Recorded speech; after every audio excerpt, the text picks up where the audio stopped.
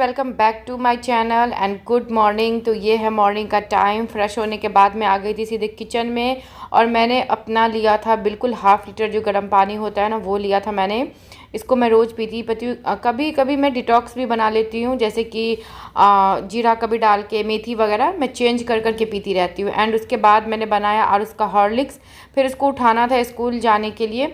उसके बाद फिर जो उसका टिफ़िन का जो भी होता है ना प्रिपरेशन, मैं ये सब करने से पहले कर लेती हूँ। फिर उसके बाद मैंने सोचा था कि सैंडविच बना के दूंगी, फिर मेरा मूड चेंज हो गया कि नहीं चलो ब्रेड कटलेट बना लेते हैं। साथ में स्नैक्स में मैंने डाला था उसको बनाना चिप्स। और ये जूस मैं अभी रोज़ के रोज़ ले रही हूँ, जिसमें मैंने लिया है एक चुकंदर, पुदीना, धनिया पत्ता, पुदीना का पत्ता, थोड़ा सा अदरक और गाजर। अगर आपके पास अनार या आंवला है वो भी आप डाल सकते हो। और ये सारे इसके जो निकल जाते हैं वो बिल्कुल छानने के बाद जो निकल जाते हैं वो है। एंड ये हमारा जूस तैयार है। थोड़ा सा मैंने फ्लेवर के लिए नींबू डाला था, चीनी मैंने बिल्कुल भी नहीं डाला है। थोड़ा सा मैंने इसमें ब्लैक सॉल्ट ऐड किया है और यकीन मानिए ये बहुत ही चटपटा जो जूस है वो बनता है। ये मैं एक्सरसाइज करने से पहले लेती हूँ। और ये बाल, स्किन, हर चीज़ के लिए है। जिनका हीमोग्लोबिन कम है वो भी ले सकते हैं, ये उनके लिए बहुत ज़्यादा ज़रूरी होता है ये। उसके बाद ये जूस लेने के बाद मैं करती हूँ अपना एक्सरसाइज कंप्लीट। मेरी कोशिश होती है कि रोज़ मैं 1 घंटे करे ही करूँ। जिस दिन मैं वॉक नहीं जाती हूँ उस दिन मैं अपनी एक्सरसाइज मेडिटेशन से स्टार्ट करती हूँ। क्योंकि क्या होता है ना कि आप बॉडी को वार्म करना बहुत ज़रूरी होता है एक्सरसाइज करने से पहले। और मुझे जो माइग्रेन की प्रॉब्लम है ना, एक्चुअली जब मेरे सिर में दर्द उठता है ना तो मुझे एक्चुअली बहुत ज़्यादा प्रॉब्लम होती है। तो मैं मेडिसिन नहीं लेना चाहती, इसलिए मैं चाहती हूँ कि मैं अपना जो मेडिटेशन, योगा से ही मैं अपने माइग्रेन को कम करूँ। तो इसलिए मैं रोज़ ही 1 घंटा एक्सरसाइज करती ही करती हूँ। चाहे कोई ऐसी क्लीनिंग वाला पार्ट जो घर का अगर बच जाए, छूट जाए, कोई नहीं देखने आ रहा कि आप कितना क्लीन रख रहे हो नहीं रख रहे हो। बट ये जो चीज़ें हैं ना जो हमारी लाइफ में बहुत ज़्यादा ज़रूरी है। ख़ास करके जब बच्चे हो जाते हैं ना, उसके बाद आपको खुद पे टाइम देना बहुत ज़्यादा ज़रूरी होता है। क्योंकि जो हाउसवाइफ होती है, होम मेकर, वो सोचती हैं चलो भाई हम ऐसे ही रह लेंगे, क्या फ़र्क पड़ता है, अब तो शादी बच्चे सब हो गए। नहीं, अगर आप अपने हेल्थ पे ध्यान नहीं दोगे तो फिर मुसीबत आपको ही होगी और वो भी झेलना आपको ही पड़ेगा। इसलिए आप अपने स्किन, अपने हेल्थ, हर चीज़ पे आपको टाइम देना ही पड़ेगा। तो बस मैं 1 घंटा तो अपना एक्सरसाइज करती हूँ। और 10,000 स्टेप्स जो मैंने करके रखे हैं वो मैं कोशिश करती हूँ कि मेरे पर डे वो कंप्लीट हो जाएं। बट अगर मैं बीमार हूँ या आरुष बीमार है या घर में कुछ ऐसा अचानक से कुछ ऐसा काम निकल आता है तो फिर वॉक करके भी मैं उसको मैनेज कर लेती हूँ। बट ये चीज़ें करना बहुत ज़्यादा ज़रूरी है। उसके बाद सारे एक्सरसाइज में चेंज कर करके करती रहती हूँ, ये बहुत ज़्यादा ज़रूरी है इसलिए। एंड लास्ट में बैठ के मैं मेडिटेशन करती हूँ एक बार और, ताकि मैं कोशिश करती हूँ। पहले तो बिल्कुल भी नहीं हो पाता था, फोकस नहीं हो पाता। तो सबसे पहले आप 1 मिनट करें, फिर उसके बाद 2 मिनट बढ़ाएं। अब तो मैं 10-10 मिनट कर लेती हूँ, कभी कभी तो 15 मिनट भी। अगर बिल्कुल कोई शोर ना हो, कोई भी जो होते हैं नॉइस वगैरह अगर ना हो तो इसलिए जब भी मैं करती हूँ ना मेडिटेशन, तो मैं जो मेरे रूम के बालकनी है ना, ग्लास वगैरह सब मैं क्लोज़ कर लेती हूँ ताकि बाहर से कोई आवाज़ ना आए। तो मैं ऐसे मेडिटेशन करती हूँ। एंड उसके बाद फिर मैं घर के जितने भी क्लीनिंग वगैरह होते हैं सब करती हूँ। बिना हाउस हेल्पर के मैं घर का सारा काम ही करती हूँ और अकेले करती हूँ। क्योंकि इससे भी आपका एक एक्सरसाइज होता है। अगर आपको ज़रूरी लगे तो ही रखिए, नहीं अगर आप संभाल सकते हैं घर में सारा काम तो आप खुद से ही करें तो ज़्यादा अच्छा होता है। तो मैं घर के सारे काम भी खुद ही करती हूँ।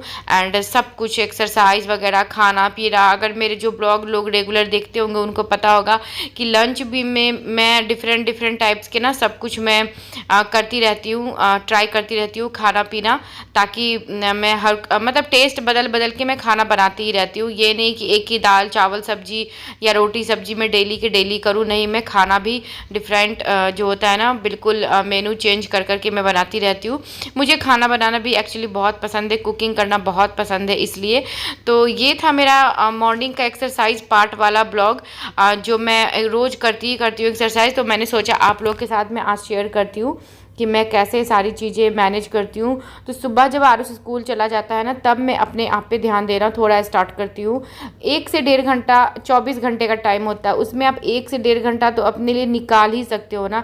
सारे लोग निकाल सकते हैं, बस एक हमारे पास ना एक्सक्यूज होता है कि अरे नहीं मेरे पास तो टाइम ही नहीं है, मैं तो फुल टाइम बिजी रहती हूँ, बच्चे का स्कूल, पढ़ाई, खाना पीना। नहीं, ऐसा नहीं होता, थोड़ा टाइम निकालना ज़रूरी है। उसके बाद फिर क्लीनिंग वगैरह करने के बाद आज मैंने लंच में बनाया था फ़िश करी।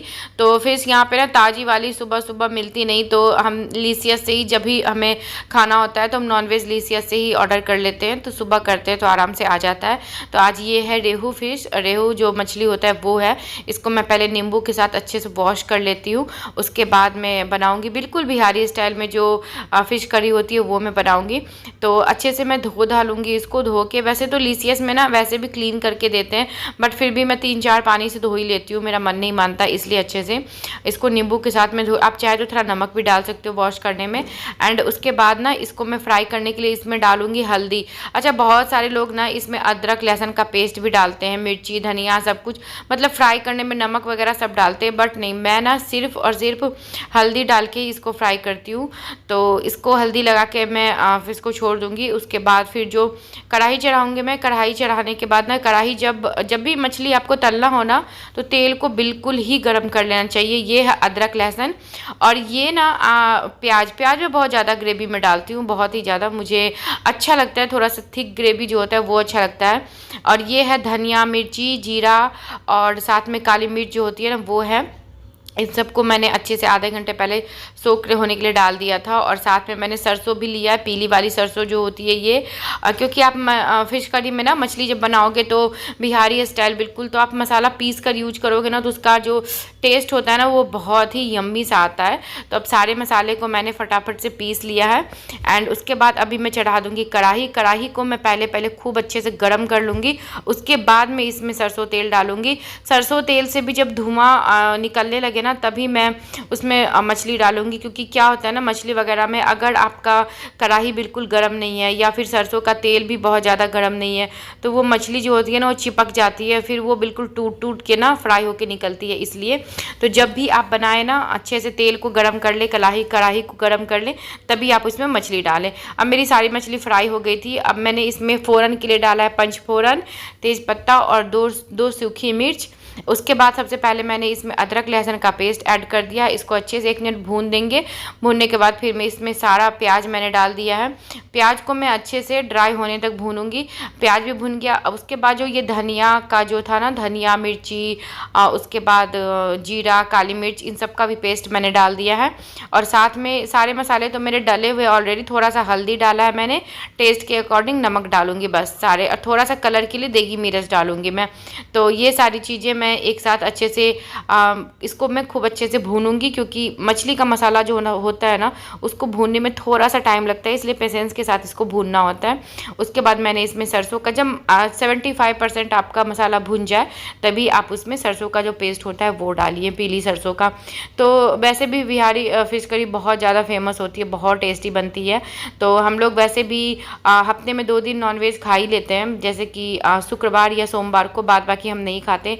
मंगलवार को ऐसे ही नहीं खाते, बृहस्पतिवार को विष्णु भगवान का होता ही खाते, शनिवार को नहीं खाते, रविवार को नहीं खाते। तो बस 2-3 दिन बच जाते हैं, तो उसमें कोशिश करती हूँ कि हम लोग नॉनवेज खा ले। तो बस मैंने आज फ़िश करी बनाई थी यही। इसके बाद इसमें ना आप जितना ग्रेवी रखना चाहते हो ना उसके अकॉर्डिंग आप इसमें पानी डाल दीजिए।